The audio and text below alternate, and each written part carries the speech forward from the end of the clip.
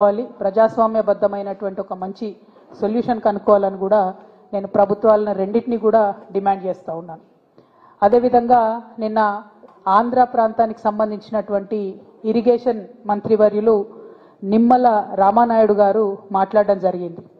ఆయన మాట్లాడుతూ చంద్రబాబు నాయుడు గారు చాలా గొప్పవారు, వారిది చాలా పెద్ద మనసు, తెలంగాణలో ఉన్నటువంటి ప్రాజెక్టుల మీద చంద్రబాబు నాయుడు గారికి ఎటువంటి ఇబ్బంది లేదు, బనకచెర్ల ప్రాజెక్టు వల్ల తెలంగాణ ప్రాంతానికి నష్టం లేదు అని పదే పదే నొక్కి చెప్పేటటువంటి ప్రయత్నం వారు చేయడం జరిగింది.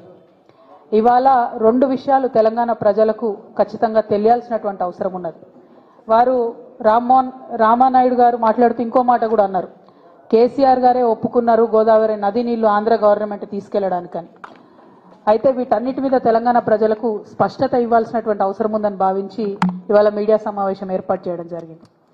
ఆనాడు కేసీఆర్ గారు చెప్పింది ఒకటే మాట, వేస్ట్గా సముద్రంలోకి పోతున్నటువంటి నీళ్లు రెండు తెలుగు రాష్ట్రాలు కూడా వాడుకోవాలి, వాటిని మన పొలాలకు మళ్లించుకోవాలని చెప్పింది. కానీ చెప్పేటప్పుడు మనం పెట్టినటువంటి కండిషన్ ఏంటిది, ఖచ్చితంగా నదుల లింకేజ్ అనేటటువంటిది జరిగినప్పుడు గోదావరి నది నుండి నీళ్లు ఇతర నదులకు లింక్ చేసినప్పుడు ఖచ్చితంగా తుపాకులగూడెం, మన తెలంగాణ భూభాగంలో ఉన్నటువంటి తుపాకులగూడెం బ్యారేజ్ వద్దనే లింకేజ్ పాయింట్ ఉండాలి, అది కాకుండా వేరే ఏ పాయింట్ ప్రపోజ్ చేసినా మేము ఒప్పుకోము అని కేసీఆర్ గారు చాలా స్పష్టంగా చెప్పినారు. జగన్మోహన్ రెడ్డి గారి ప్రభుత్వంలో కూడా లింకేజ్ పాయింట్ పోలవరం అని చెప్పి వారు చెప్పినప్పుడు ఆ ప్రతిపాదనను తిరస్కరించిండ్రు కేసీఆర్ గారు తప్పితే ఏనాడు కూడా ఆ ప్రతిపాదనను ఒప్పుకోలేదు.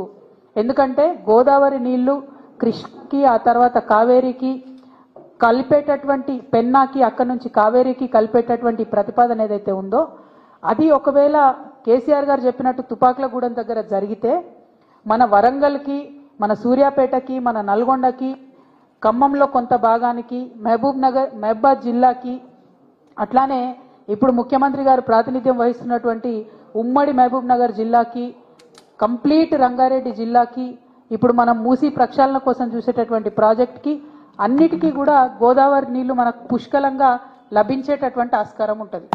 మరి అక్కడ కాదని పోలవరం దగ్గర కనుక ఈ లింకేజ్ పాయింట్ పెట్టుకున్నట్టయితే ఇప్పుడు నేను చెప్పినటువంటి ఈ ప్రాంతాలన్నిటికీ కూడా తరతరాలకు తీరని అన్యాయం జరుగుతుంది. కాబట్టి ఎట్టి పరిస్థితుల్లో గోదావరి నీళ్లను కృష్ణాకి, పెన్నాకి, కావేరికి అనుసంధానం చేసేటటువంటి ప్రాజెక్టు లింకేజ్ పాయింట్ తుపాకులగూడెంలోనే ఉండాలని చెప్పి తెలంగాణ ప్రజలందరి తరఫున కూడా నేను డిమాండ్ చేస్తూ ఉన్నాను.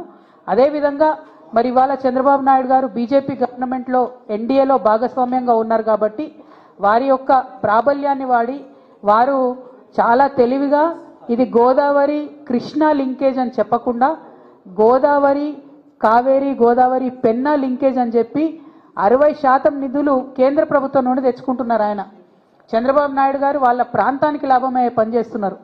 మన రేవంత్ రెడ్డి గారేమో ఫ్లైట్ మోడ్ సీఎంగా ఢిల్లీకి పోవడం రావడం తప్పితే కనీసం మరి కేంద్ర ప్రభుత్వం నుంచి ఎట్లా నిధులు చేపట్టాలి, ఎట్లా తీసుకురావాలి, ఎట్లా తుపాకులగూడెం దగ్గరికి మార్చుకోవాలి ఈ పాయింట్ అని మాట్లాడతలేరు.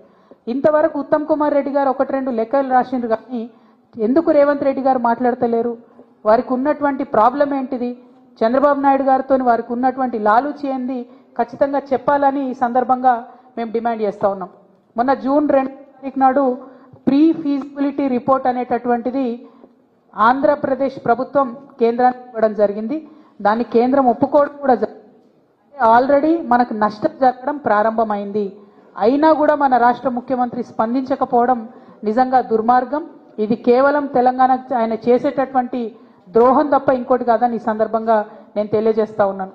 అదేవిధంగా చంద్రబాబు నాయుడు గారు మరి తెలంగాణలో కట్టేటటువంటి ప్రాజెక్టులకు వ్యతిరేకం కాదని ఆంధ్ర మంత్రివర్యులు రామానాయుడు గారు చెప్పడం జరిగింది. రామానాయుడు గారికి నేను ప్రత్యేకంగా గుర్తు చేస్తా ఉన్నాను, మేము తెలంగాణలో పాలమూరు రంగారెడ్డి కట్టుకున్నప్పుడు, కాళేశ్వరం ప్రాజెక్టు కట్టుకున్నప్పుడు మీరు పుంకానుపుంకలుగా ఆనాడు చంద్రబాబు నాయుడు గారు అధికారంలో ఉన్నప్పుడు కేంద్ర ప్రభుత్వానికి లేఖలు రాసిన విషయం రామానాయుడు గారు గుర్తుపెట్టుకోవాలి. మీరు సీనియర్ సభ్యులు, ఇదివరకు కూడా ఎమ్మెల్యేగా ఉన్నటువంటి వారు, మీరు దయచేసి ఆ ఉత్తరాలన్నీ కూడా చూసుకోండి. చంద్రబాబు నాయుడు గారు సుప్రీంకోర్టులో కూడా మాకు వ్యతిరేకంగా కేసు వేసిండ్రు కొత్త ప్రాజెక్టులు కట్టుకుంటే.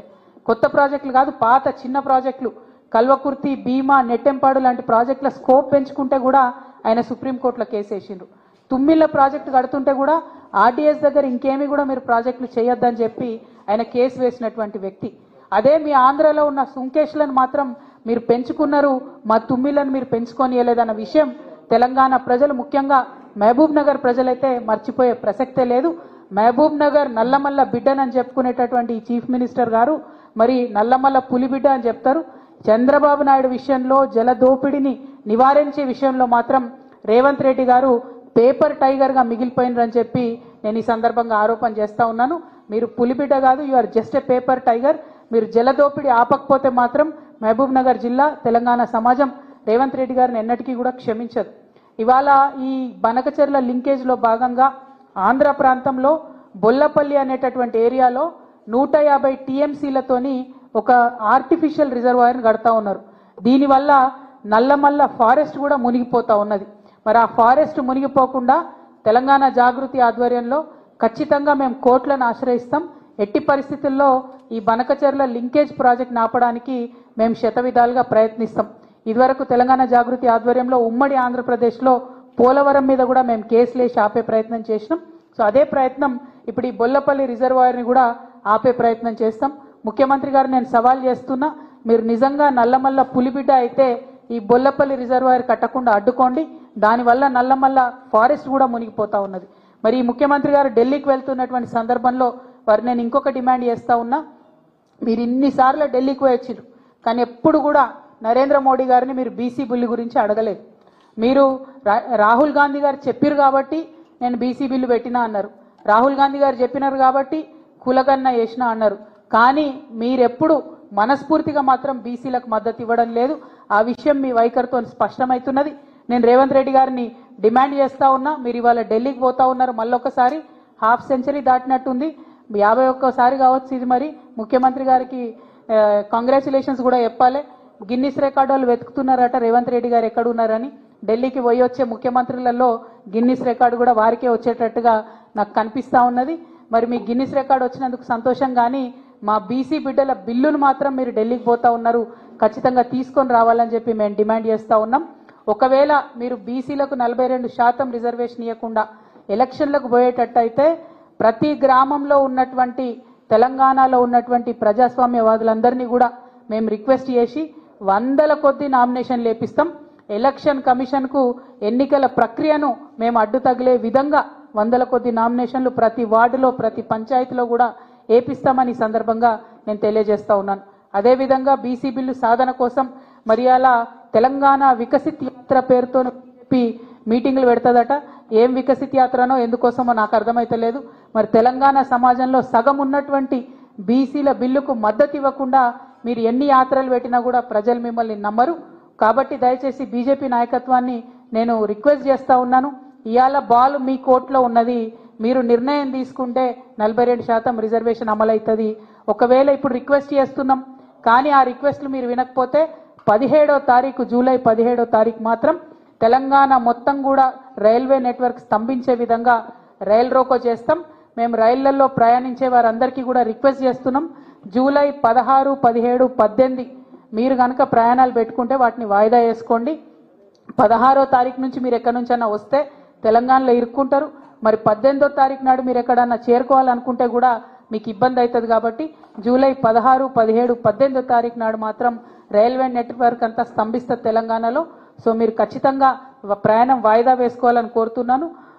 People who want to travel through or from Telangana on 16th, 17th, 18th of July through railway network, I request all of you to please